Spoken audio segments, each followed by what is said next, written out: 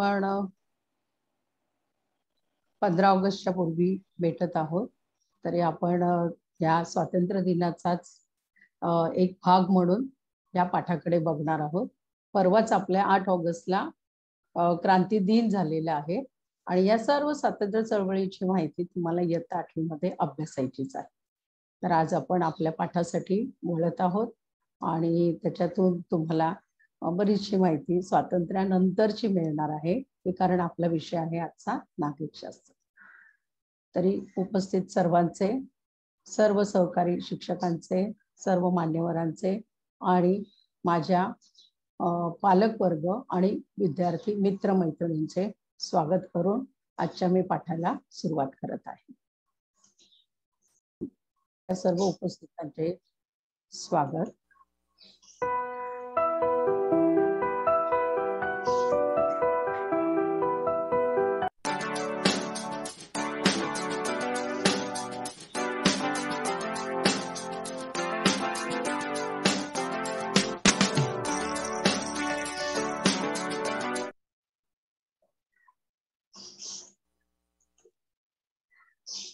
प्रथमच मी आपल्याला स्वातंत्र्य दिनाच्या शुभेच्छा दिल्याच आहेत.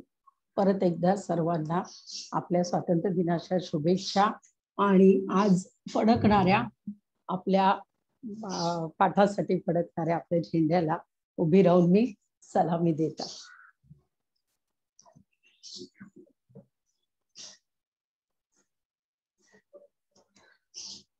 माझे नाव श्रीमती उमा नरहरी चिट्याला, शाळा विक्रोळी पार्क साईड, मनपा उच्च प्राथमिक मराठी शाळा क्रमांक 4, घाटकोपर, मुंबई 79 एन वॉर्ड. आजचा सुविचार.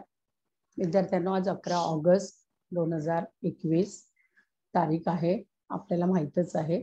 तरी आजचा सुविचार एका कुठेतरी असणाऱ्या विद्यार्थिनीसाठी आहे की जी मला खूप आवडला. तिचा चेहरा, तिचं स्माइल. काय लिहिलंय बघा. Smiling doesn't mean you are happy, sometimes it means you are strong. बघा, स्माइलिंग काय आहे की जे हसणं जे असतं ते नुसतंच फक्त काय म्हणतात हॅपीनेसच प्रतीक नाहीये, तर काही वेळेस हे आपल्या स्ट्रॉंग असण्याचं, म्हणजे आतून, आपण आतून मनातून स्ट्रॉंग असण्याचं प्रतीक आहे. या विद्यार्थिनीचं हास्य जसं आहे तसं आपण सर्वांचंही हास्य असू द्या आणि स्ट्रॉंग बना सर्वांनी. आणि त्यासाठीच तुम्हाला परत एकदा good morning and good day. इयत्ता 8वी, विषय इतिहास नागरिकशास्त्र, घटक भारताची संसद, उपघटक लोकसभा व राज्यसभा याची रचना व कार्य. बघा, आपण आधीपासूनच आता जी सुरुवात केली होती त्यामध्ये संविधान घेतले आपण भारताचे, त्यानंतर भारतामधली संसदीय शासन पद्धती पाहिली आणि आता आपण ऍक्च्युअल रचना बघणार आहोत की खरीखुरी रचना कशी आहे, शासन पद्धतीचा कारभार कसा चालतोय. त्यातल्या बऱ्याच गोष्टी आपल्याला मिळालेल्या आहेत, त्याच्यातला आपण अजून सखोल अभ्यास करणार आहोत. अध्ययन निष्पत्ती. आपली अध्ययन निष्पत्ती आपल्या भारताच्या शासन पद्धतीवर अवलंबून असलेली, की ज्यामध्ये लोकसभेची निवडणूक होते दर 5 वर्षांनी आणि हीच लोकसभेची निवडणूक प्रक्रिया होण्यासाठी कोणकोणत्या कशी होते हे तुम्हाला समजेलच. त्याबरोबरच बालसंसद जी आहे ती संसदेच्या अविरूप निवडणुकांच्या आयोजनात तुम्ही सहभागी व्हाल.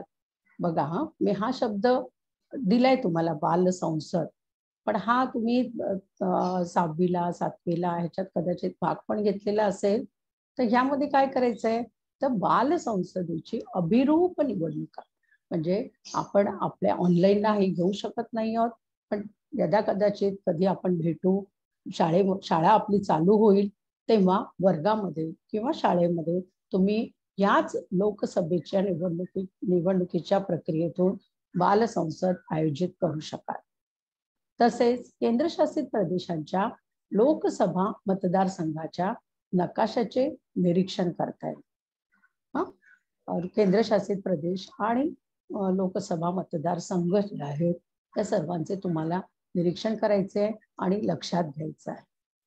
संसदीय शासन पद्धती यावर भित्तीपत्रके बनविता येईल किंवा बनविता येतील, बनवितात. संसदीय शासन पद्धती जी आहे, भित्तीपत्रके म्हणजे काय, तर मी तुम्हाला जो असा चार्ट वगैरे देते ना, चार्ट असतो किंवा काही चार्टनुसार तोच चार्ट तुम्ही तुमच्या शाळेतल्या भिंतीवर लावू शकता, बनव. हा, बघा प्रयत्न तर करा. बघा आजची आपली पहिली स्लाइड आलेली आहे, त्यामध्ये मी आपल्याला दिलेलं आहे शब्दकोडे. हे वाचायचं आहे आणि शब्दकोड्याबरोबरच बघायचंय की या शब्दकोड्यामध्ये कोणकोणते शब्द लपलेले आहेत. आता साहजिकच नागरिकशास्त्राचा पिरियड आहे, त्यामुळे नागरिकशास्त्रातील तुम्हाला झालेल्या संकल्पना त्यावर आधारितच शब्द आहेत. तर तुम्ही मला मदत करणार ना शोधायला? गायत्री आस्के सगळेच रेडी आहे? कोण सांगेल मला पहिला शब्द? लोकसभा. कुठे रजा? उभा, आडवा, तिरका? आडवा आहे टीचर. आडवा आहे, लोकसभा. आता गायत्री तू थांब, दुसरे जण घेऊया. आणि कोण सांगते? टीचर मी सांगू ऋग्वेद. हा यस ऋग्वेद. टीचर संसदीय. अच्छा संसदीय सांगता येईल कसं आहे? उभय, आडवय, तिरकय? तिरका आहे. हा तिरका आहे. हा संसदीय, संसदीय. ओके, अजून? टीचर संसद. शब्द हा सोपा शब्द संसद. कुठे रजा?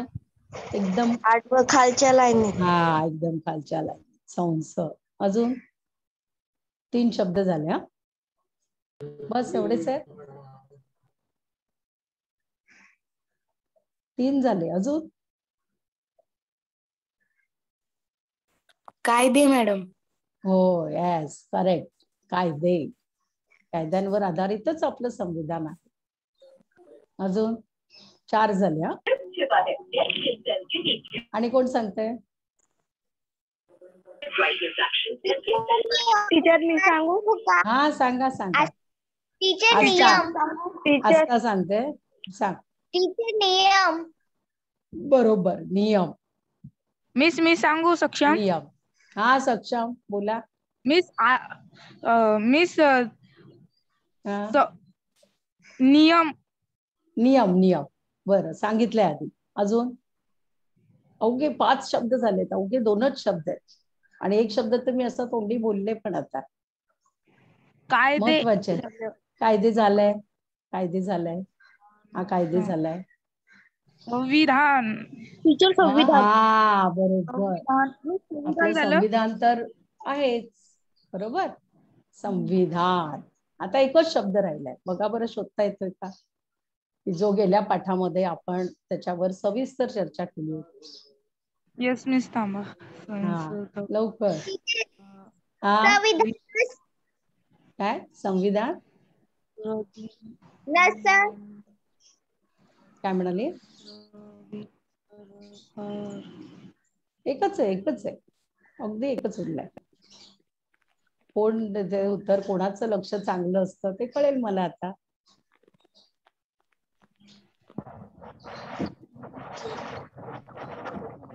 पटकन.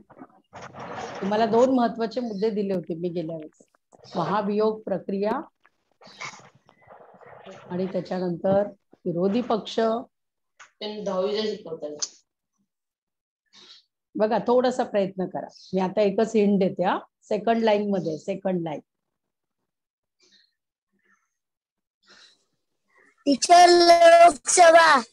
लोकसभा सेकंड लाईन मध्ये आहे का? लोकसभा, लोकसभा फर्स्ट लाईन मध्ये. मी सांगितलं फक्त सेकंड लाईन. बघा कोणाला उच्चारता येतोय शब्द? मिस संसदीय. संसदीय. बरं, संसदीय हा तिरका झाला, मी फक्त सेकंड लाईन सांगितलं. Second line. विसश्ववीय. हा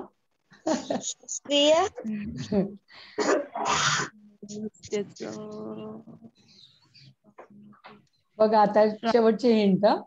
ते. तो शब्द उलटा आहे. तुम्ही सरळ जर वाचलात तर नाही मिळणार. अविश्वसनीय. हा बरोबर. नीट नीट परत परत. अविश्वसनीय. अविश्वास. विश्वसनीय. अविश्वास. बघा विश्वासनीय नाही, अविश्वास.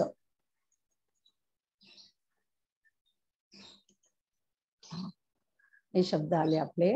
संविधान, संसद, संसदीय, लोकसभा. अविश्वास ठराव आणला जातो बघा. मंत्रिमंडळ, पंतप्रधान आणि त्यांचं मंत्रिमंडळ आहे, तेव्हा त्यांचा जर कारभार नीट नसेल तर आपण तिथे अविश्वास ठराव आणू शकतो. या संकल्पना समजून घ्या आणि अजूनही तुम्हाला त्या स्पष्ट होणार आहेत. ही आहे आपली भारताची संसद.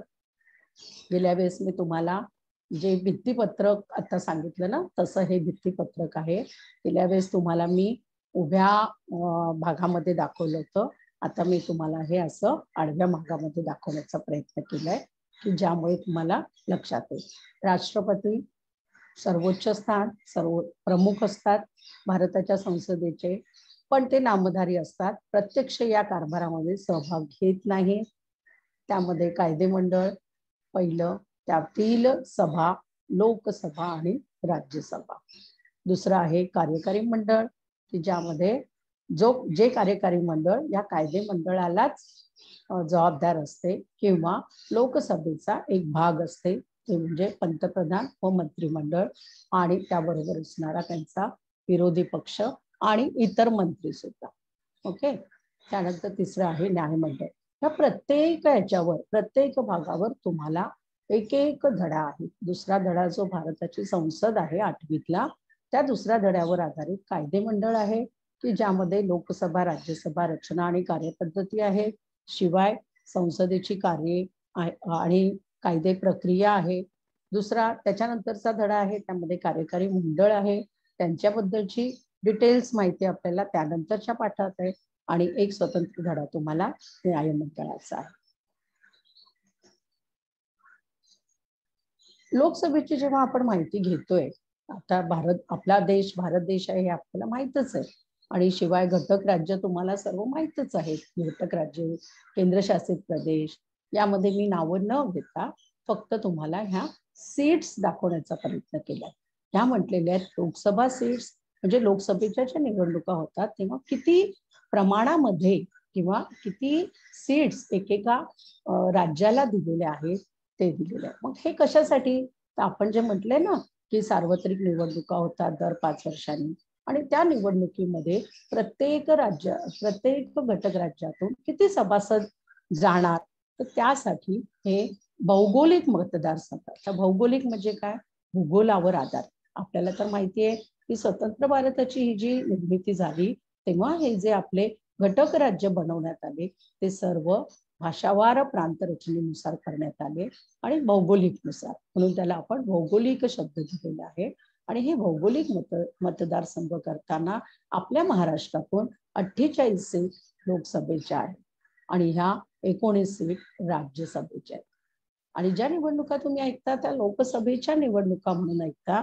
तिथे आपण प्रत्यक्ष मतदान करतो आणि प्रत्यक्ष मतदानानुसार, प्रौढ मतदान पद्धतीनुसार, गुप्त मतदान पद्धतीनुसार या सीट्स निवडल्या जातात आणि ते भाग पाडले जातात.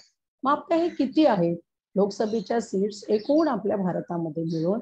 आपल्या या सध्याच्या स्थितीला हा लेटेस्ट नकाशा दिल्यामुळे आत्ताची जी लोकसभा आहे ती 543 सदस्य निवडून गेलेल्याची आहे.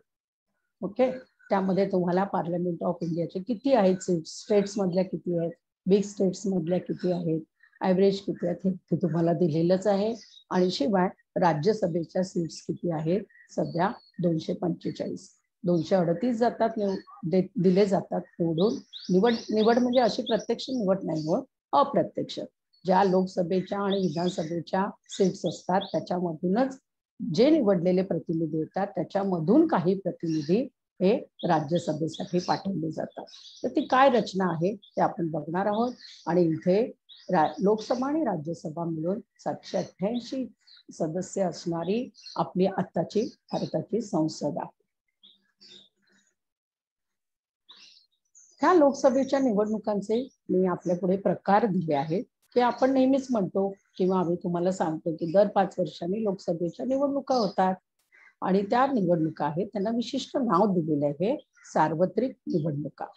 त्याला म्हणतात सार्वत्रिक निवडणुका, दर 5 वर्षांनी होणार. पण अशी काही परिस्थिती येते की लोकसभा मुदतीपूर्वीच विसर्जित होते. त्यातला आत्ताचा आपण जो अविश्वास ठराव बघितला की त्या लोकसभेचे कार्यकारी मंडळ कार्यरत आहे, पण काही कारणास्तव जर त्यांच्यावर अविश्वास ठराव आला तर त्यांना मुदतीपूर्वीच विसर्जित करता येते. त्यांना राजीनामा द्यावा लागतो मंत्रिमंडळाला. तर त्यावेळेस होते किंवा काही आपत्ती आली असेल तर येते. काही वेळेस राष्ट्रपती राजवट आणावी लागते म्हणून होते.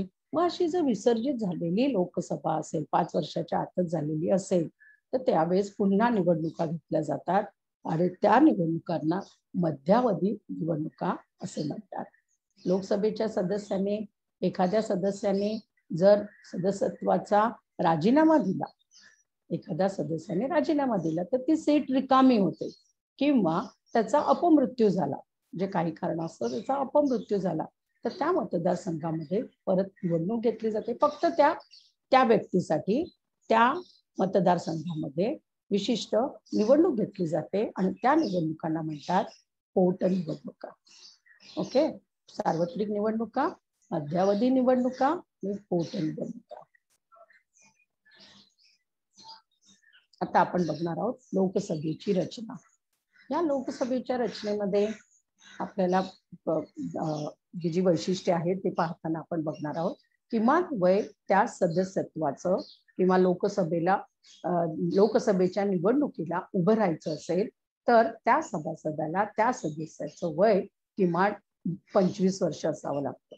आपल्याला 21 वर्षासाठी आपल्याला निवडणुकीचा अधिकार जो मिळालेला आहे, 18 वर्षानंतर, तर तो जो मिळालेला, आधी 21 होतं, स्वातंत्र्य मिळालं तेव्हा आपल्या संविधानामध्ये त्याची दुरुस्ती होऊन मग 18 वर्ष झालेलं आहे. तर वय 25 वर्ष असावं लोकसभेमध्ये त्या सदस्यत्वाचं. ही लोकसभा प्रथम व कनिष्ठ सभागृह म्हटलेलं आहे. याचे अर्थ मी परत एकदा तुम्हाला समजावून देणार आहे की प्रथम लोकसभा का, तर प्रत्यक्ष निवडणुकीद्वारे होते, ती प्रथम लोकसभा म्हटलं जातं. पण त्याला कनिष्ठ का म्हणतात हे आपण लोकसभा आणि राज्यसभा बघितल्यानंतर परत एकदा. दर 5 वर्षांनी सार्वत्रिक निवडणुका होतात. सर्व समाज घटकांना प्रतिनिधित्व दिले जाते. इथे मी लिहायला जागा नाही उरली मला म्हणून थोडंसं लिहिलं नाही, पण हे जे सर्व समाज घटक आहेत त्यामध्ये आपण आधी पण उल्लेख केला होता. महिला घटक आहेत, दुर्बल घटक आहेत, आदिवासी आहेत, त्याचबरोबर अनुसूचित जाती आणि जमाती ज्यांचे प्रतिनिधित्व कमी पडलेलं आहे त्या समाजातील घटकांना सुद्धा खास प्रतिनिधित्व दिले जाते. काही मतदारसंघ त्यासाठी राखीव ठेवले जातात. लोकसभेमध्ये एकूण सदस्य संख्या 552 असू शकते. 552च्या वर जायला नको, पण त्याच्याबरोबरच 552चं मी आता तुम्हाला सांगितलं की सध्याच्या लोकसभेमध्ये 543 सभासद आहेत आणि भौगोलिक मतदारसंघ ही थेट जनतेकडून निवड होते, हे पण आपण पाहिलेलं आहे. आता आपण बघणार आहोत या 552 मध्ये की ही जी 552 संख्या जी दिलेली आहे त्यामध्ये आता मी तुम्हाला जे सांगितलं तेच की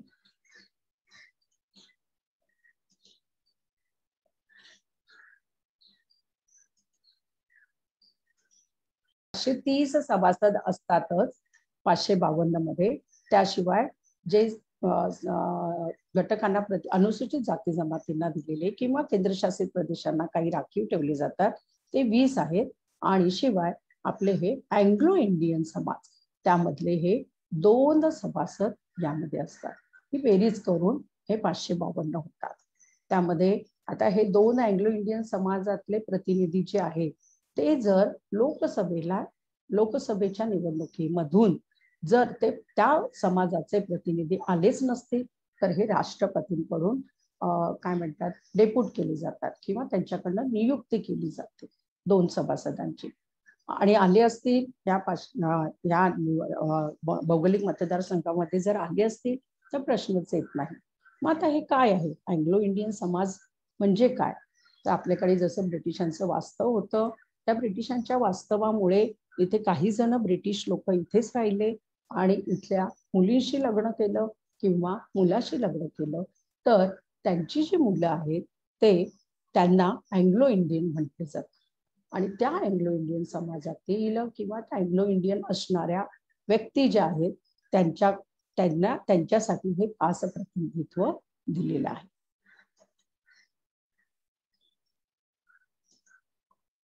दुसरी स्लाइड आपण बघणार आहोत लोकसभेबरोबरच राज्यसभेची. ती आहे आपली राज्यसभा. 2 सभागृहे आहेत. द्विगृही सभागृह ही पद्धत आपण अवलंबलेली आहे. त्यामधील आहे हे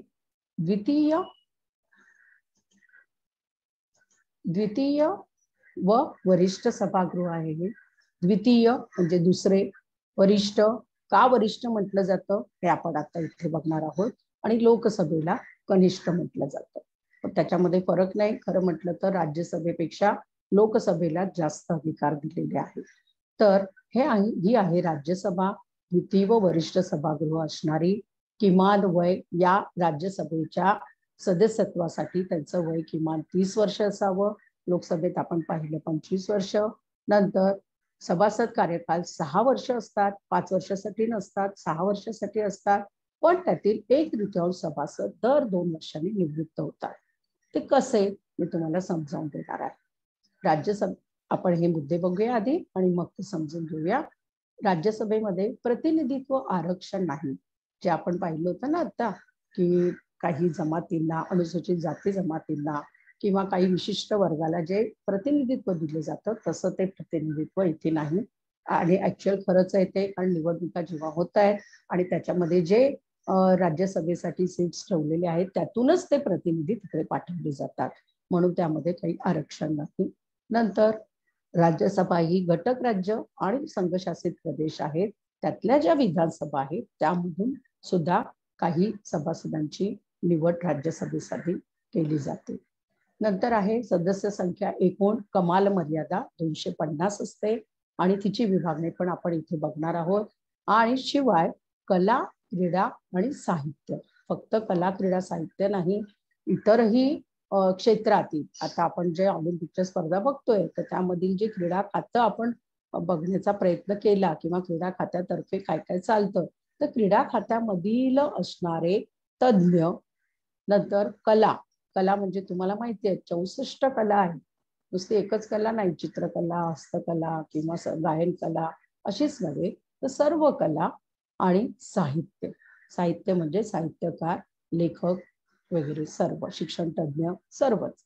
ह्या सर्व तज्ज्ञांची राष्ट्रपतींकडून 12 जणांची खास नेमणूक केली जाते. आता आपण बोलणार आहोत यामधील असणाऱ्या सदस्य संख्येकडे. ही जी सदस्य संख्या आहे 250 एकूण. मग हिची विभागणी कशी केली आहे तर यामध्ये 238 सभासद, किती 238 सभासद हे प्रत्यक्ष ह्यानुसार निवडले जातात विधानसभांमधून आणि 12 सभासद हे आपल्या राष्ट्रपतींकडून नेमणूक होते. तो मुद्दा आपण इथे पाहिलेलाच आहे. ओके, यामध्ये आपण हा मुद्दा पाहिलेलाच आहे 12 सभासदांचा. ही संकल्पना तुम्हाला कळली असेलच. आणि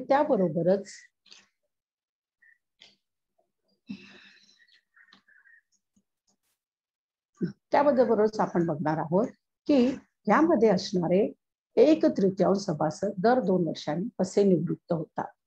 तर ही एकूण सभासद जे आहे 250, त्या 250 मधील जे आपण 250 पैकी 1/3 असं जेव्हा म्हणतोय तेव्हा चा गुणोत्तर प्रमाण वगैरे शिकताना तुम्ही चा जे पाहिलं असेल तर तेव्हा आपण गुणाकार प्रक्रिया करतो पण ऍक्च्युअल हा भागाकार होतो. आणि ही सदस्य संख्या आपल्याला मिळते भाग दिल्यानंतर 3 8 24 हातचे आले 10 आणि 3 त्रिक 9चा भाग बसतो. एक फक्त तिथे उरतो. आपल्याला गणिताप्रमाणे पॉइंट मध्ये बघायचं नाहीये तर आपण इथे बघणार आहोत की 83 सभासद जे आहे ते ह्या अशा तऱ्हेने 1/3 सभासद आपल्याला निवृत्त होताना दिसतात. त्यालाच 1/3 सभासद ही संकल्पना दिलेली आहे. ओके. आता हे किती वर्षांनी, तर 2 वर्षांनी निवृत्त होत आहेत सभासद. त्यांचा कार्यकाल 6 वर्ष आहे, 6 वर्ष राहणार, पण त्यापैकी दर 2 वर्षांनी 83 सभासद निवृत्त होणार. तर विद्यार्थ्यांनो, ही आपण राज्यसभा आणि लोकसभेची रचना पाहिली किंवा ह्याच्यात काय वैशिष्ट्य आहेत ती पण पाहिली. पण हे लक्षात असू द्या की मी ह्या दोन्हीमध्ये तुम्हाला सांगू इच्छिते परत की हे राज्यसभेचे सभासद असोत का लोकसभेचे असोत, ते भारताचे नागरिक असले पाहिजेत आणि ऍक्च्युअल भारताचे नागरिक. ते परदेशी राहतायत, मग इकडे येत आहेत, मग निवडणूक लढवतायत वगैरे चालणार नाही. तर ते भारताचेच नागरिक असले पाहिजेत, भारतात राहणारेच असले पाहिजेत, मतदारसंघांमध्ये त्यांचं नाव पाहिजे, ती व्यक्ती भ्रष्टाचारी नको कुठली. भारताची संसदेमध्ये प्रत्येक व्यक्ती बाबतीत हे नियम लागू होतात की ती भारताचा नागरिक असलीच पाहिजे, आपल्या देशाबाबत प्रेम पाहिजे, ती व्यक्ती गुन्हेगार नको, तिच्यावर कुठलाही न्यायालयीन खटला नको आणि ती व्यक्ती आपल्या संसदेला किंवा तो जे कुठलं त्यांना पद मिळालेलं आहे ते पद सक्षमपणे सांभाळू शकेल. लोकसभा आणि राज्यसभा, ही लोकसभा आणि राज्यसभेचे ऍक्च्युअल चित्र आहे. खरं म्हणजे आता संसदेचं अधिवेशन चालू आहे. दूरदर्शनवर तुम्ही ही प्रक्रिया बघत सुद्धा असाल की कसं अधिवेशन चालतंय किंवा काय, किंवा युट्यूबला जरी तुम्ही टाकलं की लोकसभेचं अधिवेशन, तर प्रत्येक दिवसाच्या अधिवेशनाच्या तुम्हाला तिथे युट्यूबवर व्हिडिओ चालतील. तर ही आहे त्यांची बैठक रचना. आणि ह्या बैठक रचनेमध्ये ही आहे बैठक रचना लोकसभेची. आपण गेल्या वेळेस पण मी तुम्हाला दाखवण्याचा प्रयत्न केला होता. राऊंड, अर्ध राऊंड आहे इथे, किंवा डी आकार सुद्धा म्हणतात, काही जण सी आकाराचे म्हणतात. आणि इथे मध्ये असणारे हे बसलेले सचिव आहेत, हे सभा अध्यक्ष आहेत, त्यांच्याबद्दलची पण माहिती आपण आता सविस्तर घेणार आहोत. हे चित्र तुमच्या समोर ठेवण्याचा उद्देश एवढाच आहे की लोकसभा आणि राज्यसभा ह्यांच्या प्रतिकात्मक रूप आपण जेव्हा बघतोय तेव्हा आपल्याला दिसतंय त्या दोघांमधला असणारा रंगांचा फरक. रंग बघा, लोकसभेच्या रचनेमध्ये आपल्याला हिरवा रंग दिसतोय आणि राज्यसभेमध्ये लाल रंग दिसतोय. लोकसभा आणि राज्यसभा त्यांचे, आता आपण म्हटलं की पंतप्रधान असतात, मंत्रिमंडळ असतं, मग ती लोक चालवतात, कारभार वगैरे आपण पाहतोय. पण ऍक्च्युअल जेव्हा लोकसभा चालू होते, अधिवेशन चालू होतं, तेव्हा तिथे असतो अध्यक्ष. अध्यक्ष निवडला जातो. मग तो कोण असतो अध्यक्ष, तर हा पंतप्रधान किंवा आपले राष्ट्रपती, हे तेव्हा तिथे लोकसभेच्या अधिवेशनाचे अध्यक्ष नसतात किंवा कामकाजाचे अध्यक्ष नसतात. तर तो हा अध्यक्ष आपल्या निवडून दिलेले जे सदस्य आहेत त्यांच्यामधूनच ती लोक निवडतात. एका व्यक्तीची अध्यक्ष म्हणून निवड करतात. यदा कदाचित अध्यक्ष हजर नसेल तर उपाध्यक्ष हे पद पण निर्माण केलं जातं आणि त्यांचीही निवड केली जाते. काही वेळेस अध्यक्ष अवेलेबल नसतात, काही कारणास्तव तर उपाध्यक्ष अध्यक्षांप्रमाणे तिथे काम करू शकतात. त्याला आपण स्पीकर असं सुद्धा म्हणतो. लोकसभेच्या नवनिर्वाचित सदस्यांकडून निवड हे आपल्याला मी सांगितलेलंच आहे. त्यांचं काम काय आहे, लोकसभेतील अध्यक्षांचं काम काय आहे, तर लोकसभेचे नियंत्रण करणे, मार्गदर्शन करणे. सदस्य म्हणजे माहिती आहे तुम्हाला, कधी काही तुम्ही क्लिप्स बघितल्या असतील, दूरदर्शनवर बघितलं असेल, प्रत्यक्षात आपण जात नाही, पण ती जी प्रत्यक्ष क्रिया जी चालते ते बघताना आपण बघतो की लोकसभेच्या सदस्यांवर नियंत्रण ठेवावं लागतं, मार्गदर्शन करावं लागतं, त्यांना निपक्षपातीपणे करावं लागतं. बघा, अध्यक्ष एखाद्या वेगळ्या पक्षाचा असू शकतो, कार्यरत असणाऱ्या बहुमत मिळालेल्या पक्षाचाही नसू शकतो. मग त्याला निपक्षपातीपणे तिथे कारभारामध्ये सहभाग द्यावा लागतो.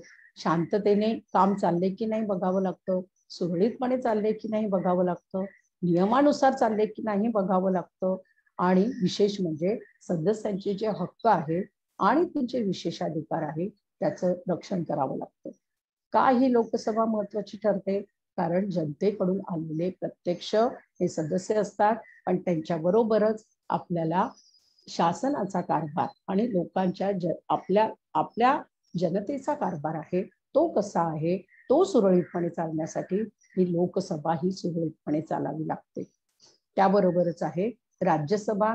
राज्यसभेचे जे अध्यक्ष आहेत ते सभापती, आणि हे सभापती पद भारताचे जे उपराष्ट्रपती असतात हेच राज्यसभेचे पदसिद्ध सभापती असतात. म्हणजे भारताचे राष्ट्रपती निवड केली जाते, त्या निवडीबरोबरच उपराष्ट्रपतींची निवड होते आणि हे उपराष्ट्रपतीच राज्यसभेचे अध्यक्ष म्हणजेच त्यांना म्हटलेले सभापती. आणि सभापती जर नसतील तर तिथे उपसभापती असतात.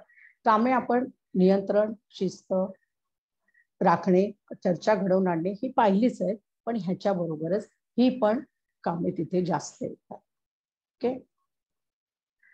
त्यानंतर आपण पाहणार आहोत परत लोकसभा आणि राज्यसभा यामधील असणारे जे मुद्दे झालेलेच आहेत ते मी तुमच्या पुढे थोडेसे फरकाच्या रूपामध्ये दिले की लोकसभेमध्ये सदस्य संख्या 552 जास्तीत जास्त असते, त्याच्यापेक्षा कमी झाली तरी चालते. त्यांचं वय, सदस्यत्वाचं वय 25 वर्ष असावं. एकूण राज्यसभेमध्ये एकूण 250 असते, त्यांचं वय 30 वर्ष असावं. लोकसभेमधील सदस्यांची निवड थेट जनतेकडून होते सार्वत्रिक निवडणुकीद्वारे, तर राज्यसभेच्या सदस्यांची निवड घटक राज्ये, आणि तो नकाशा आठवायचा, परत एकदा नकाशा बघायचा, त्यामध्ये आपल्याला कळेलच की विधानसभेचे जे सभासद असतात त्यांच्याकडून राष्ट्रपतींची निवड केली जाते. त्यानंतर आहे कार्यकाल 5 वर्षे लोकसभेचा, राज्यसभेचा 6 वर्षे, पण त्यातील मी जे 1/3 सभासद तुम्हाला सांगितले ना, म्हणजे 83 सभासद दर 2 वर्षांनी निवृत्त होतात.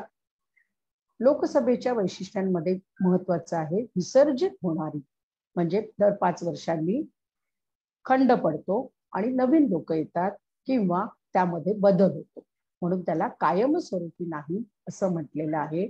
आणि राज्यसभा ह्यामधले सभासद 83 सभासद गेले तर बाकीचे राहतातच आणि परत त्यामध्ये दुसरे 83 सभासद येतात, म्हणून हिला राज्यसभेला विसर्जित न होणारी किंवा कायमस्वरूपी म्हटलं जातं.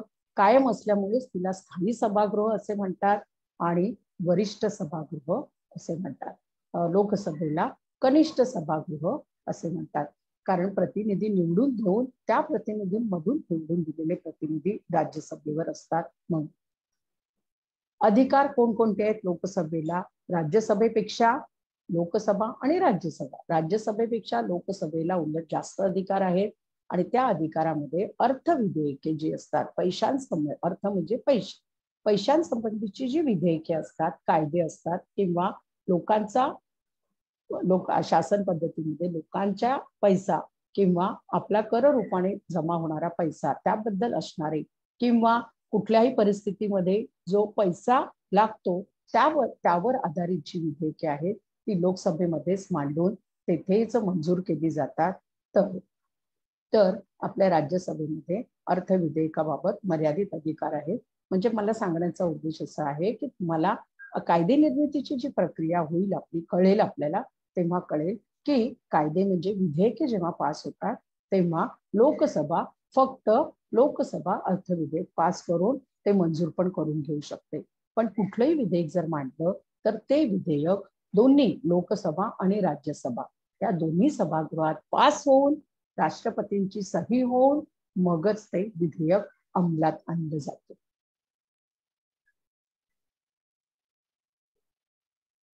बघा, आपल्या गेल्या आठवड्यात म्हणजे गेल्या पाठाच्या वेळेस मी पहिलं जे पदक मिळालं होतं आपल्या भारताला, त्या भारतीय खेळाडूंचं कौतुक केलं होतं आपण, मीराबाई चानू. तसंच इथे सर्वाधिक आपल्या भारताने मेडल्सची कमाई केलेली आहे आणि म्हणून मी आपल्या पुढे हे ठेवण्याचा प्रयत्न केला की हे तर सुवर्ण पदक आलेलं आहे, माहितीच आहे आपल्याला. आपण या सर्वात मी काही नावं वाचते: नीरज चोप्रा, मीराबाई चानू, रविकुमार दहिया, बजरंग पुनिया, PV सिंधू, लवलीना बोरगोई आणि भारत पुरुष हॉकी संघ, त्यांना कांस्य ब्रॉन्झ पदक मिळालं. बघा विद्यार्थ्यांना, ह्यांना मिळालंय म्हणजे जे हरले ते हरले असं होत नाही, कारण आपल्या भारतातर्फे एवढ्या लोकांनी प्रतिनिधित्व केलेलं होतं, आपले खेळाडू गेलेले होते, यांचं तर आपण विशेष अभिनंदन करणारच आहोत. आपल्यातर्फे सुद्धा, आपल्या पाठातून सुद्धा, तुमच्याकडून, माझ्याकडून, सर्वांकडून. पण जे आपले सर्व खेळाडू जे खेळलेले आहेत, जे तिथे गेले होते ज्यांना मेडल मिळालेलं नाहीये तरी ते सुद्धा तितकेच महत्वाचे ठरतात. कारण त्यामध्ये कुठलाही खेळ असला तरी त्यामध्ये कोणीतरी हरतो तेव्हाच कोणीतरी जिंकतो. म्हणून आपण दोन्ही भावना आपल्यामध्ये ठेवायची. जिंकलेल्यांचं कौतुक करायचं आहे आणि हरलेल्यांचं पण अभिनंदन करायचं आहे. तर या सर्वांचं अभिनंदन आपण आपल्या पाठातून आज करून आपल्या परत भारत देशाला ही सलामी देण्याचा आणि मुख्यतः मी हा झेंडा का लावला तर आपल्याला जे प्रत्येक वेळेस जेव्हा मेडल मिळतं ना त्यावेळेस आपला असा झेंडा तिथे फडकवला जातो. तुम्ही पण टीव्हीवर ही प्रक्रिया बघा. तुम्हाला काही व्हॉट्सअपवर काय म्हणतात मेसेज आले असतील तर त्यामध्ये सुद्धा कसे पदक देताना आपला हा झेंडा फडकवतायत ती सुद्धा क्षणचित्र तुम्हाला टिपता येते. तर आपल्या पाठातर्फे ही वाहिनी त्यांना दिलेलं अभिनंदनीय स्तुती करण्यासाठी केलेला माझा हा प्रयत्न आहे. तर विद्यार्थ्यांनो आज आपण इथे थोडंसं थांबणार आहोत आणि बघा त्यातील काही भाग तुम्हाला कळला असेलच की लोकसभा आणि राज्यसभा या आपण त्यांची रचना वैशिष्ट्य बघितल्यानंतर एकच प्रश्न मी तुमच्या पुढे महत्वाचा ठेवलेला आहे की दर 5 वर्षांनी ह्या निवडणुका होऊन आपण आपले प्रतिनिधी निवडून देत आहोत. पण म्हणजे ह्या सर्व आपण काय म्हणतात त्यामधील आपण सर्व छोटे छोटे बारकावे पाहिलेच आहेत, तुम्हाला समजले असतीलच. पण त्याच्याबरोबर एकच प्रश्न मी ठेवलाय की दर 5 वर्षांनी होणाऱ्या निवडणुकांऐवजी जर अशी मुदतीपूर्वीच मध्यावधी निवडणूक घेतली ना, कारण कुठलंही असेल पण मुदतीपूर्वीच जर अशा मध्यावधी निवडणुका घेतल्या किंवा वारंवार अशा निवडणुका घेतल्या तर त्याचे काय काय परिणाम होते विचार करून सांगा. बघा उत्तर देता येते का, कोण सांगू शकेल?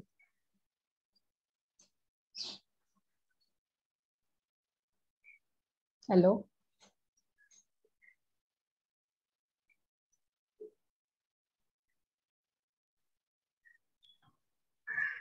क्वेश्चन. हा परत एकदा सांगते. दर 5 वर्षांनी निवडणुका होतातच, त्या आहेतच, कंपल्सरी आहे.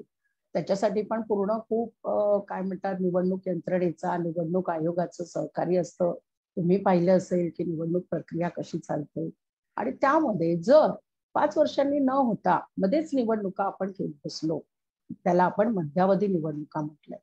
तर मध्यावधी निवडणुका घेतल्या त्याचे काय परिणाम होतील, कोण सांगू शकेल? रेज हँड केलेले आहेत.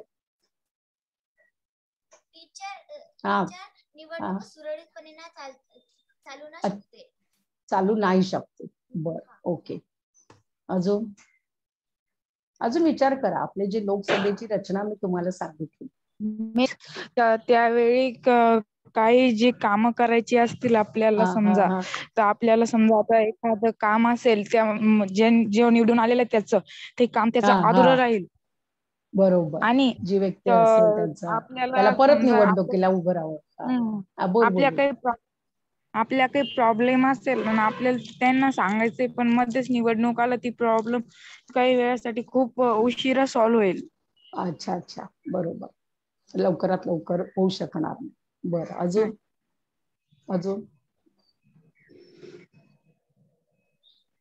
बघा 5 वर्षांनी निवडणुका होता येतच पण मध्येच निवडणुका घेतल्या तर निवडणुका घेताना म्हणजे आता मी जर म्हणेन की आपलं एखादं घर आहे आणि त्या घराची दुरुस्ती करायचं आपण दर 5 वर्षांनी ठरवलंय पण मी मध्ये घर दुरुस्त केलं, दर 2 वर्षांनी केलं, लगेच मी म्हटलं नाही आता 2 वर्षच झाले मी आता 4 वर्षातच करते असं केलं तर काय होईल रे? ज्यांना नाही का जितकं वेळ भेटायला पाहिजे ते जे पदावर आहे ते जितकं टाइम भेटायला पाहिजे तितकं भेटणार नाही. बरोबर भेटणार नाही आणि त्याचे कारण अर्धवट राहणार. बर ओके. अजून एखादा मुद्दा? मी आता सांगितलं ना घराची दुरुस्ती करायची आहे तर बिना पैशांची होईल का? मॅडम बजेट बिघडेल. हा बरोबर. हा शब्द एकदम मस्त आहे. बजेट म्हणजे तुम्हाला माहिती आहे ते पैशांचं जे बजेट आहे ते बिघडेल आणि तो भार कोणावर येईल सांगा बरं? घरच्या प्रमुखावर. घरच्या प्रमुखावर. मॅडम म्हणजे त्या निवडणुकीमध्ये कोणावर येईल? नागरिकांवर. अरे हा जो निवडणुकांसाठी पैसा वापरला जातो तो आपल्या जनतेचाच असतो निवडणुकांसाठी सदस्यांना आपण निवडून देतो, लोकांमधून लोकांसाठी निवडून देतो आणि ते आपलेच लोक असतात. पण त्यासाठी लागणारा जो बजेट आहे, खर्च आहे, तो आपल्याला परवडणार नाही आणि तो आपल्यावरच भार पडेल, आर्थिक भार. आणि कोण बोलतंय?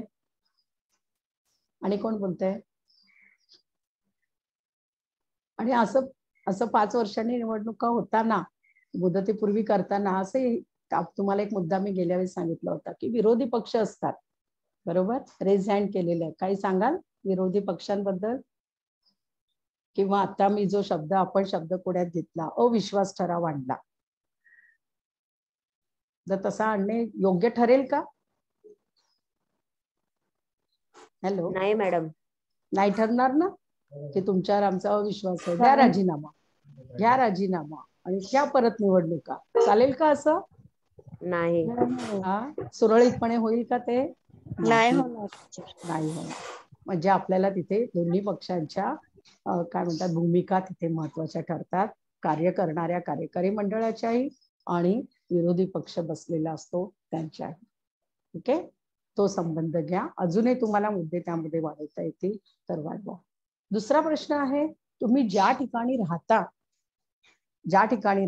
आता आपल्याकडे बरेच मुंबईतले तर आहेच, पण बरेच आमच्या मुंबई बाहेरची मुलं आहेत, त्या विभागातून निवडून गेलेल्या खासदाराचे नाव सांगा. टीचर मी सांगू गायत्री? हा, येस. टीचर तू कुठे राहते बेटा? तू कुठे राहते? भोकरदन, जालना जिल्ह्यात राहते. अच्छा अच्छा अच्छा. आणि बोल. नाही का रावसाहेब दानवे हे खासदार आहेत. कोण? रावसाहेब दानवे. अच्छा अच्छा, रावसाहेब दानवे. बघ, तुला माहिती आहे खासदाराला इंग्रजीमध्ये काय म्हणतात ना? ते मेंबर ऑफ पार्लियामेंट, पार्लमेंटचे मेंबर, म्हणून त्यांना खासदार म्हणतात. आणि घटक राज्याचे असतात त्यांना काय म्हणतात? बघू आपण, तो पण आपला एक धडा आहे बेटा. ओके, तर खासदाराचं नाव आपल्याला सांग. कोणी अजून सांगते का? तुम्ही जिथे राहता त्या विभागातून निवडून गेलेल्या खासदाराचे नाव. आपण जिथे राहतो त्या स्थानिक स्वराज्य संस्था आहेत, नगरपालिका, महानगरपालिका, जिल्हा परिषदा, त्याच्यामधले असलेले सभासद आणि त्यांना नगरसेवक म्हणतो आपण, आमदार म्हणतो आपण, आणि खासदार, या तिघांची माहिती घ्या आणि मिळवून नाव घेण्याचा प्रयत्न करा. ओके, गृहपाठ घ्या. राष्ट्रपतींना राज्यसभेत 12 सदस्य नेमण्याचा अधिकार का दिला असेल असे तुम्हाला वाटते?